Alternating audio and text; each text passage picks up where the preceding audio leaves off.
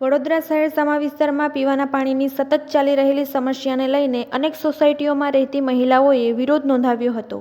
તે દરમિયાન પોલીસ દ્વારા મહિલાઓની અટકાયત કરવામાં આવતા સમગ્ર મામલો વિવાદાસ્પદ બન્યો હતો।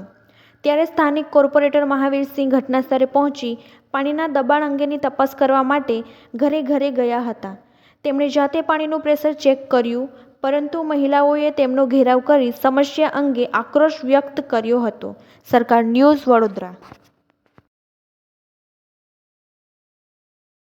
પ્રક્રિયા છે વિસ્તારમાં જ્યાં ક્યાંય પાણીની લો પ્રેશરની સમસ્યા હોય કે નાગરિકોની રજૂઆત હોય છે તો હું ચોક્કસ ત્યાં જતો હોઉં છું અને આ સમસ્યાનું નિરાકરણ લાવવા માટે પ્રયાસ છે। આજના જે કંઈ વિઝિટ લીધી છે એના માધ્યમથી અધિકારીઓને સાથે રાખીને આ વિઝિટ કરવામાં આવી છે। આવનાર દિવસોમાં એક લાઈન નવીન 250ની નાખવાની છે, એ કામગીરી સત્વરે કરવામાં આવે એવી સૂચના આપી છે। એની સમસ્યા તો આ 2 દિવસથી જે ન્યૂઝમાં ચાલ્યું તો સમા વિસ્તારમાં જે પ્રોબ્લેમ હતો અને એ થયું એ પછી એવું લાગી રહ્યું છે કે કોર્પોરેટરો જાગ્યા છે।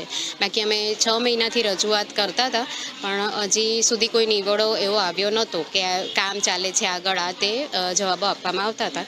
આજે આવ્યા છે ત્યારે થોડુંક પ્રેશર આવી રહ્યું છે અને અમે એવું માનીએ કે ભવિષ્યમાં બી હવે પૂરતા પ્રમાણમાં અમને પાણી મળે। વોટ માગવા આવ્યા હતા, બાકી પછી જોવા નથી મળ્યા અને પછી અમને જોયા બી નથી ને એમનું નામ બી અમે ભૂલી ગયા છે, કારણ કે કોઈ બી અરજી આપો કંઈ બી આપો કંઈ આન્સર નહોતા આપતા એ લોકો। બહુ જ તકલીફ પડે છે, બહુ જ તકલીફ પડે છે અમને પાણી, જાણે વેરા ના આપતા હોય ને એવું કરે છે એ લોકો।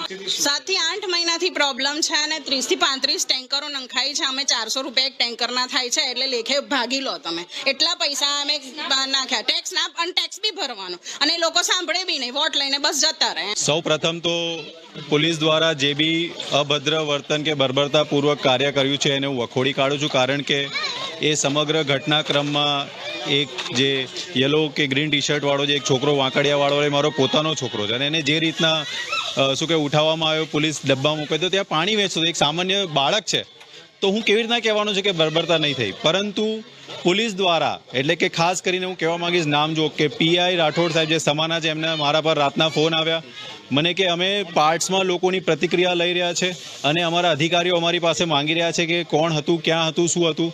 મને એવું કહેવામાં આવ્યું કે તમે જ્યાં સુધી હતા ત્યાં સુધી પોલીસના શું કાર્યવાહી હતા, કોઈ થયા હતા? તો મેં એવું કીધું કે ના, હું હતો ત્યાં સુધી નહોતો, એટલે કે એનો એક વિડીયો બનાવીને આપો, એનો અમે ખાલી અધિકારીઓને બતાવવા માટે ઉપયોગ કરીશું, પરંતુ મારા વિડીયોનો દુરુપયોગ થયો છે, પ્રેસની અંદર રિલીઝ કરવામાં આવ્યો છે, સમગ્ર ઘટનાક્રમને ખોટી રીતે રજૂઆત કરવામાં આવ્યો છે। મારા શહેર કોંગ્રેસ પ્રમુખે બી મારો ખુલાસો પૂછ્યો છે, હું એનો જવાબ આપીશ। મારો જવાબ આ જ રહેશે અને લીના પાટીલ મેડમે મીડિયાના માધ્યમથી જે વિડીયોઝ બહાર આવ્યા છે હકીકત છે, સાચી વસ્તુ છે અને જનતાનો અવાજ આ રીતના દબાઈ દેવાનો ખૂબ જ દુઃખદ વાત છે અને હું વખોડી કાઢું છું।